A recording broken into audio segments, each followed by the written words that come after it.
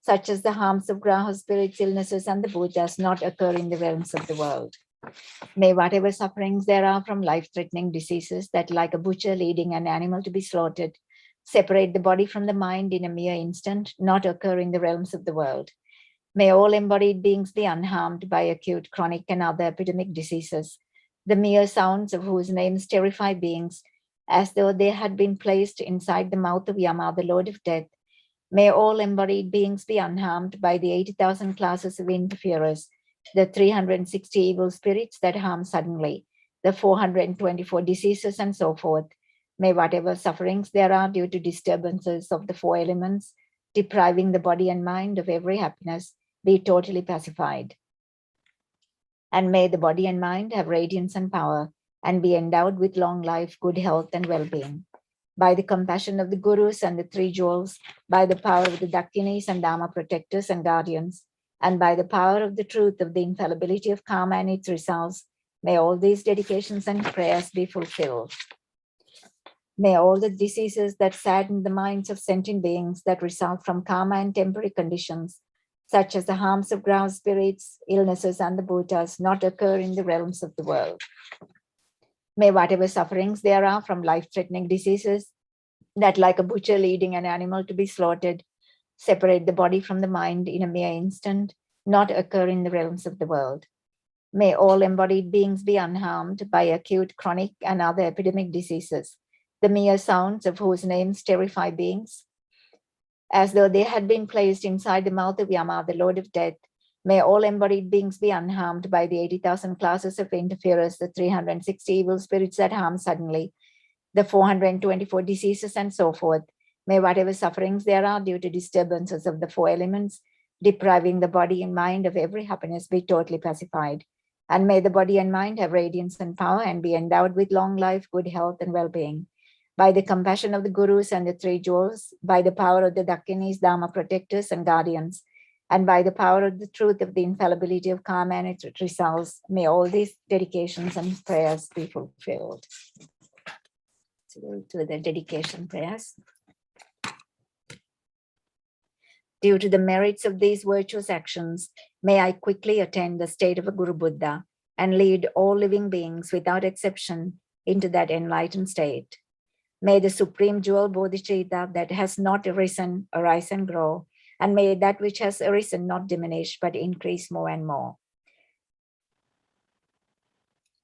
I dedicate all these roots of virtue with the dedication praised as the best by the victorious ones thus gone to the three times, so I might perform good works.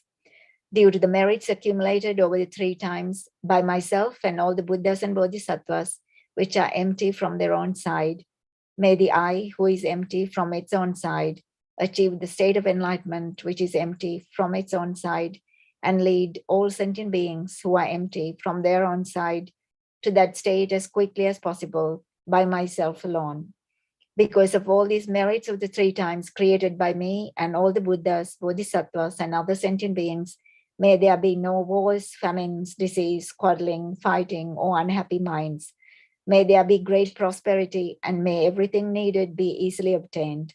And may all the human beings in the world be guided by spiritual leaders, teaching only Dharma, and may everyone enjoy the happiness of Dharma. This is His Holiness's long life prayer. In the land encircled by snow mountains, you are the source of all happiness and good. All-powerful Chenrezig Tenzin Gyatso, please remain until samsara ends. Lama Zopa Rinpoches, you who uphold the subduer's moral way, who serve as the bountiful bearer of all, sustaining, preserving, and spreading Manjunath's victorious doctrine, who masterfully accomplish magnificent prayers honoring the three jewels, savior of myself and others, your disciples, please, please live long.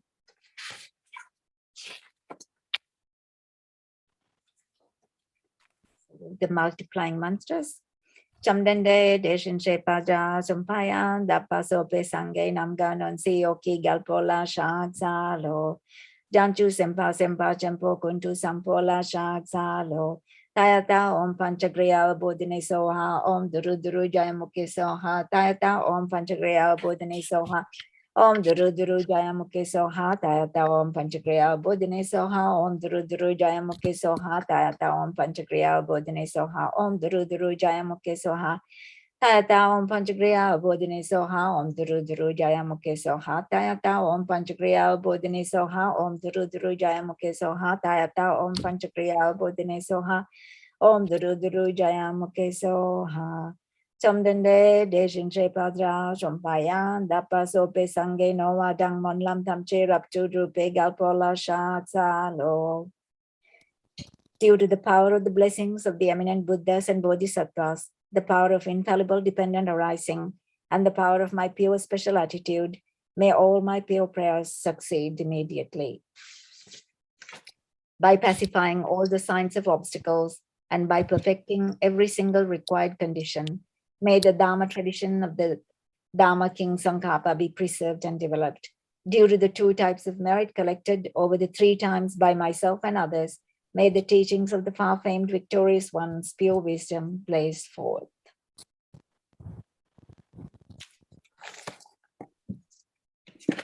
Just because I've got 1 second, if I can,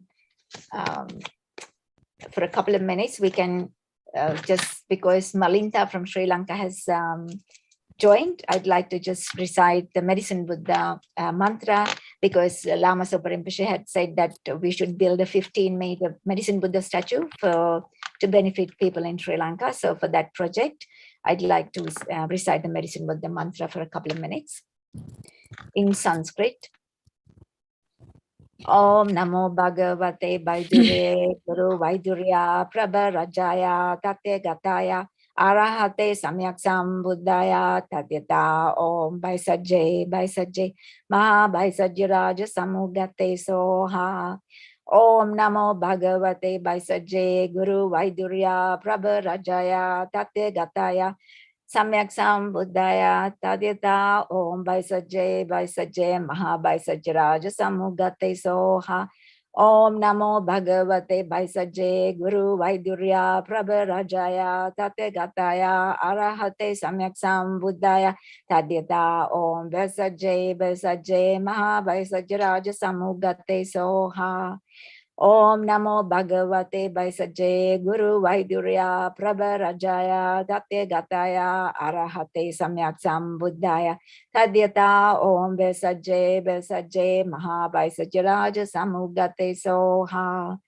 Om Namo Bhagavate Baisajje Guru Vaidurya Prabha Rajaya Tate Gataya Arahate Samyak Sambuddhaya Tadyata Om Baisajje Maha Baisajiraja Samugate Soha.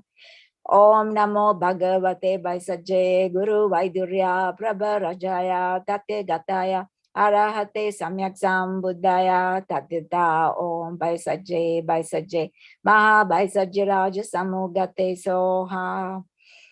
Om Namo Bhagavate Baisajje Guru Vaidurya Prabha Rajaya Tate Gataya Arahate Samyak Sambuddhaya Tadyata Om Baisajje Maha Baisajiraja Samugate Soha. Om Namo Bhagavate Baisajje Guru Vaidurya Prabha Rajaya Tate Gataya Arahate Samyak Sambuddhaya Tadyata Om Baisajje Maha Baisajiraja Samugate Soha. Om Namo Bhagavate Baisajje Guru Vaidurya Prabha Rajaya Tate Gataya Arahate Samyak Sambuddhaya Tadyata Om Baisajje Maha Baisajiraja Samugate Soha. Om Namo Bhagavate Baisajje Guru Vaidurya Prabha Rajaya Tate Gataya Arahate Samyak Sambuddhaya Tadyata Om Baisajje Maha Baisajiraja Samugate Soha. So we dedicate the little practice we did, and particularly thinking about Rinpoche's advice for us to build a 15-meter statue in Sri Lanka, a Medicine Buddha statue in Sri Lanka.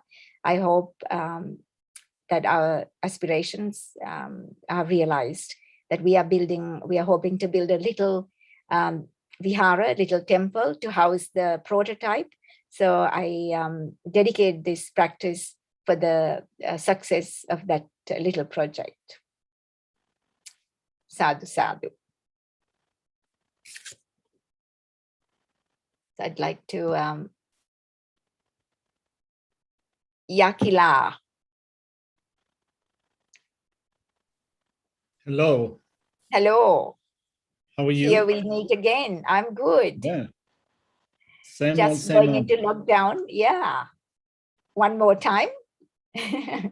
So you're now in lockdown? Yeah, we started, I mean, we were in half kind of lockdown, but we went to strict lockdown in Bendigo. Dear me, dear me. What in the middle of teaching. I think Shepparton got a number of cases. So it's come to regional Victoria as well. All right. Yeah. Well, yeah. Yeah. Science. It's the way it goes. Yep. It's what it is. That's right. Exactly. All right. Over to you, Venerable. Thank you. Okay. Thank you. Stay well. Sadhu, sadhu, sadhu, Sadhu. sadhu. All right. So good evening, everyone in Australia. Good afternoon, wherever you are. If you're in India or Nepal, or good day, good morning in Europe or the US. I don't know where you are. I was supposed to go down to the tar room to check out whether there is a prayerathon happening from a wonderful tar room, but I got too lazy, so I decided to do it from my home. So what I wanted to do to begin with is to start with just maybe 2 or 3 minutes meditation, just to calm my mind, to calm my body, to calm my mind. Then we're going to correct our motivation, or at least I'm going to correct my motivation in a positive way as much as I can with refuge and bodhicitta. And keeping in mind that we're doing it for the sake of sentient beings who are currently affected by COVID-19, but not only COVID-19. I think that any physical and mental pain, discomfort, sickness, or what have you, we want to dedicate whatever we do for the sake of living beings, so that may we be able to be to lead all living beings without exception to liberation from suffering. So in order to do that, first off, let's make sure that we're seated in a comfortable position, that a workable body will support a workable mind. So in order to make sure that we create a positive mental sphere, let's quickly make sure that our body is comfortable, scanning the body from our toes all the way to the crown. And if there's any discomfort, tension that we find anywhere in our body, we can release it with an out breath. Just relax. And all along, making sure that our back is upright. And again, not rigid, not tensed, but upright in a good posture that will allow a clear and vacuous state of mind.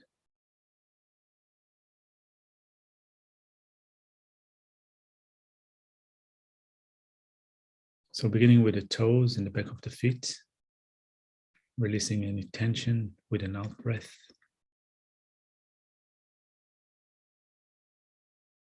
And going up to the shins and the knees and the thighs.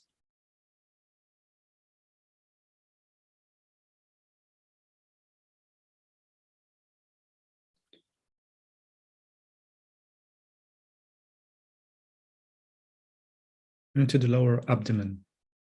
Normally we hold a lot of stress and tension in the lower abdomen. So again, gently with an out breath, just release.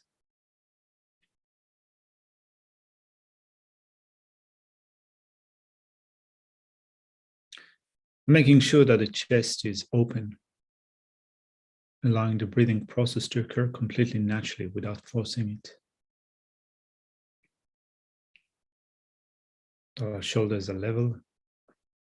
Let them drop. The mouth is slightly open. The tip of the tongue is resting on the upper palate. And also making sure that there is no tension held in the jaws.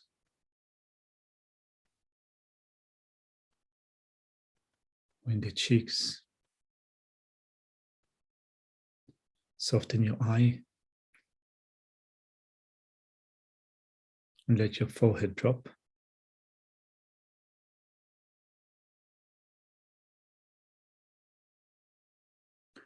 And then we turn our attention to the breathing process and count a round of 21 breaths. And use that as a way of anchoring our mind.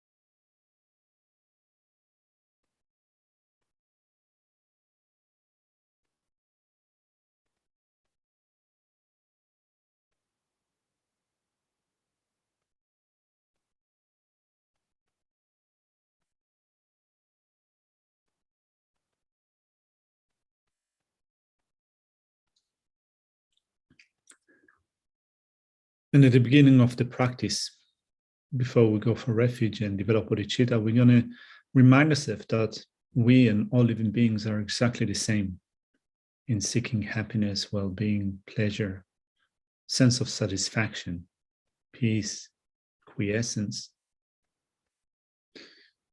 In whatever way we can, we want to avoid physical pain and mental suffering. We want to avoid danger. Whatever we do throughout the day is oriented toward finding peace, relaxation, health, pleasure,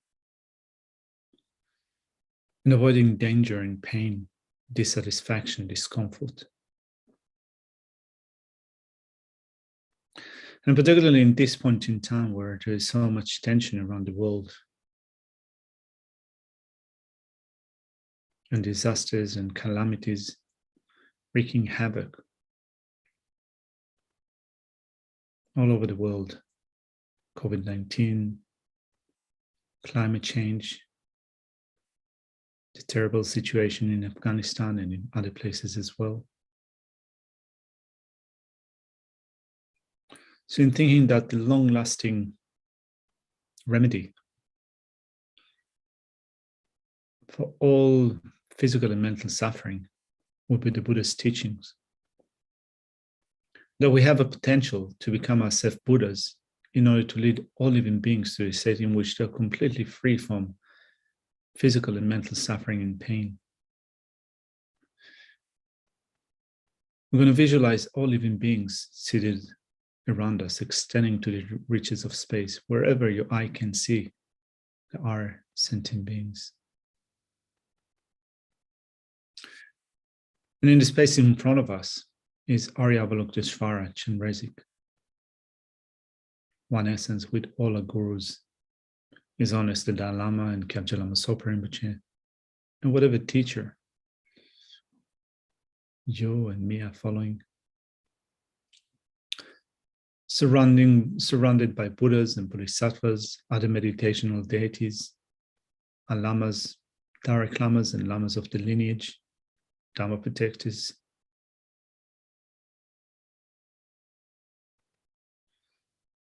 And Arya Avalokiteshvara sending forth rays of light in the nature of wisdom and compassion.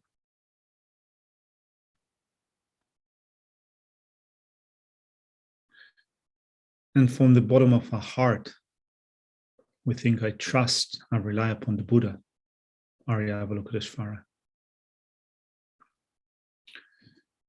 In the Mahayana Dharma of true paths and true cessation that will lead me to my own state of Buddhahood, so that I can be of benefit to myriad living beings.